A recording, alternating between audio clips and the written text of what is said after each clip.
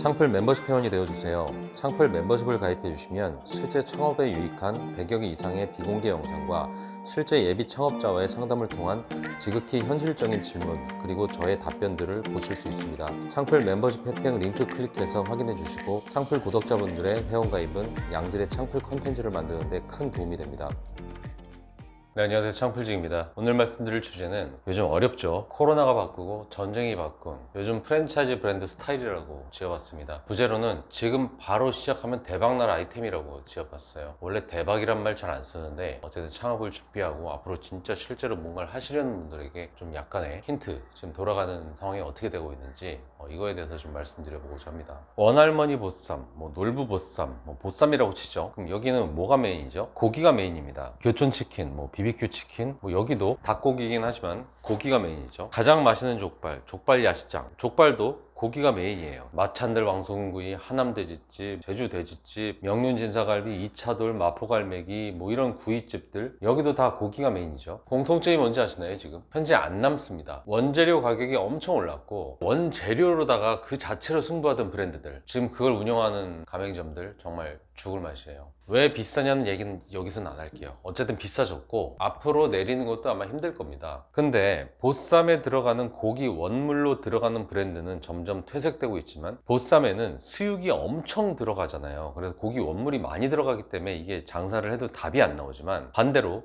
수육이 단 하나 들어가는 라멘이나 수육이 짜잘하게 몇 조각이 들어가는 국밥집은 늘어나요. 지금 왜? 거의 대부분의 배채움을 면과 밥으로 채워주기 때문에 사람들은 푸짐하다고 얘기를 해주잖아요. 그래서 실질적으로 원가 자체는 낮추면서 고객들한테 좀 푸짐한 느낌을 주게 되는 겁니다. 값싼 밀가루와 밥을 주 베이스로 하고 고기는 피처링으로만 하니까 가능한 거죠. 물론 지금 밀가루 값도 지금 엄청 오르고 있어요. 어쨌든 상대적으로 좀 낮은 면장사, 밥장사 이런 것들이 토핑으로 하게 되는 그런 것들이 지금 늘어나고 있다는 걸 얘기를 하는 겁니다. 그럼 치킨으로 한번 가볼까요? 국내산 치킨으로 가는 지금 프랜차이즈 치킨 브랜드들, 지금 원가율이 55% 막 60%예요. 안 남아요. 아니 100만 원 파는데 원물 가격으로만 55% 이상이 된다는 게 말이 안 되잖아요. 지금 상황이. 물론 우리가 알고 있는 막 메이저 브랜드들은 매출 막 1억씩 팔아 제끼고 이러면은 물론 상대적으로 마진이 좀 적어도 가져가는 수익이 있긴 하겠지만 나머지는 어떡합니까? 그러다 보니까 요즘은 치킨 원물로 승부를 보는 브랜드가 아니라 치킨은 토핑이고 그 밑에 밥을 깔아가지고 하는 무슨 덮밥이라든지 이런 류의 메뉴들이 나오고 있습니다. 값싼 수입산 순살 브랜드도 별로 요즘은 밥 재미를 못 보니까 이제 밥이나 면 이런 걸로 원가 낮추고 스토리 입혀가지고 그 가격이 말이 되게 만들어 나가는 거죠. 어느 한쪽에서는 한 마리 통째로 옛날 통닭이라고 해서 한 마리를 줘도 10,000원밖에 못 받는데, 이런 데는 국내산 순살로 해도 밥에다 좀 많이 얹혀주면 스토리 입혔잖아요.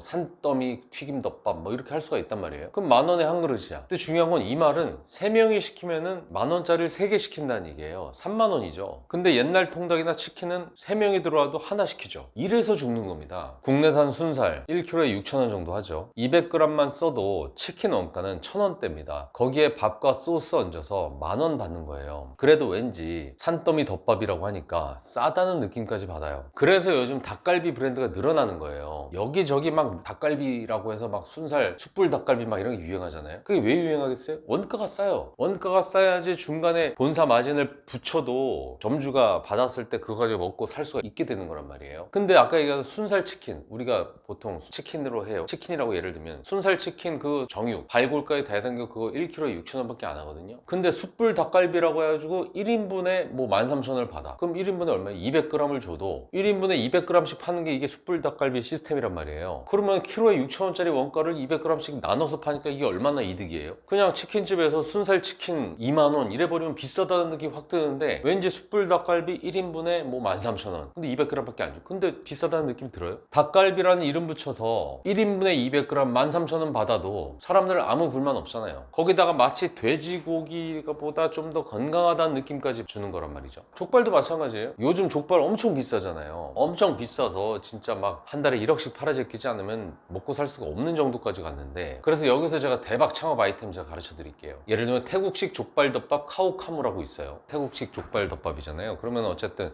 족발이 국내산이 아니라 수입산도 된다는 얘기잖아요. 그럼 수입산 순살 족발 지금 쳐보면 쌉니다. 국내산 뼈 붙은 건데 뭐 뼈 안 붙고 진짜 순살만 해도 막 키로에 5,000원, 6,000원씩 밖에 안 하잖아요. 그럼 그걸 가지고 썰어가지고 족발 덮밥 만들면 족발 양을 엄청 많이 줘가지고 아까 가라아게 덮밥처럼 주게 되면은 많이 남고 스토리도 쌓이고 요즘 족발 비싸다는데 이렇게 많이 줘? 푸짐하다는 느낌까지 받고요. 그리고 1인분씩 팔아도 되는 거예요. 그 다음은 칼국수. 이 집은 맛집입니다. 엄청난 해물찜과 아구찜을 파는 집이지만 9,000원이라고 적힌 칼국수가 어마어마하게 싸게 느껴져요. 왜냐면 해물찜이 중짜리가 7만원이거든요. 일단 여기서 중요한 건 메인 메뉴는 미친 듯이 임팩트가 있어야 됩니다. 5만원이 문제가 아니라 7만원이 문제가 아니라 파괴력이 있어야 돼요. 뭔가 크지만 굉장히 많이 나온다라고 하는 그런 파괴력이 있어야 되죠. 이곳은 중짜리로 6명도 먹습니다. 거기에 서브 메뉴로 칼국수. 일단 하나만 시켜도 6명도 먹기 때문에 사이드로 9,000원 정도 쓰는 거 일도 아니죠. 이제는 수제비집도 나왔어요. 약간 고난도이긴 합니다. 밀가루라서 싸긴 한데 어쨌든 띄어서 주는 이런 수고로움이 있기 때문에 좀 어렵긴 해요. 근데 중요한 건 우리는 오늘 원가로만 좀 따져보자는 거잖아요. 밀가루 반죽이 대부분이란 말이에요. 인문식의 대부분이. 거기에 8,500원이라고 하는 아주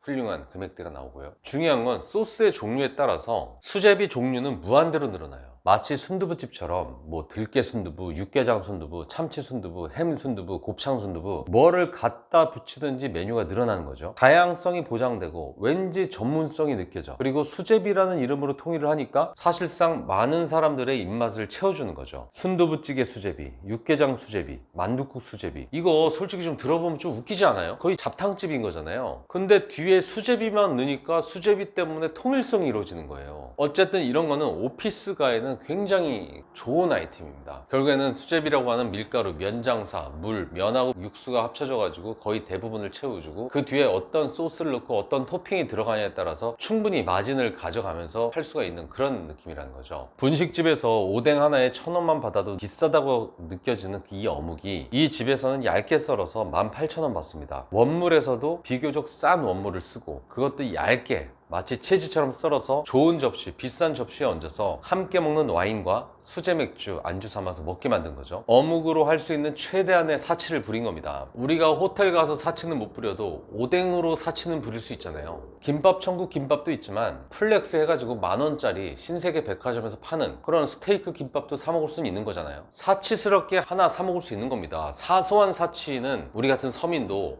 즐길 수가 있다는 거죠. 순댓국밥집을 가도 순대 수육을 줍니다. 수제 순대와 머릿고기와 수육을 합쳐서 2만원대로 아주 푸짐하게 주죠. 근데 여기는 아주 이쁘게 얇게 썰어서 38,000원에 팝니다. 열심히 살고 계시는 순댓국집 사장님이 이 장면을 보면 좀 당황하실 거예요. 원가를 낮추고 스토리를 입힌 거죠. 우리 집에 와야만 하는 그 이유를 만든 겁니다. 저녁에 하나의 메뉴로 여럿이 먹던 그런 가성비 떨어지는 메뉴, 보쌈, 족발, 치킨, 고기구이 이런 것들로 점심 메뉴로 면과 밥을 베이스로 해서 1인분씩 시켜서 점심 메뉴로 탈바꿈 시켜서 단가를 확 높여버리든가 아무렇지 않게 먹던 서민 음식이라도 같이 페어링하는 술과 분위기 그리고 브랜딩된 이야기를 집어넣어서 사소한 사치를 부릴 수 있게 세팅하는 거 이게 요즘 하고 있는 브랜드 스타일들이고 앞으로 초보 창업자들이 살아갈 수 있는 길이 될 거예요. 옛날 통닭 한 마리로 기껏해야 10,000원 받아서 튀겨서 팔아나갈 때 옛날 통닭 한 마리 삶아서 살 찢어가지고 8,000원짜리 닭곰탕 10그릇 팔 수도 있는 거란 얘기예요. 아무튼 지금 너무 어려워졌고 코로나가 만들었고 전쟁 때문에 원가 원자재가 엄청 많이 높아졌는데 그렇다고 고객들의 입맛이 낮아진 것도 아니고 정말 만족도는 높아야 되는 그리고 스토리에 소비를 하는 그런 트렌드는 계속해서 고도화가 되고 있는 상황이기 때문에 앞으로 창업을 해서 살아남으시려면은 이러한 전략도 눈여겨보시고 내 기획에 맞춰서 창업을 하고 남는 장사 하셨으면 좋겠습니다. 이상 창풀직이었습니다.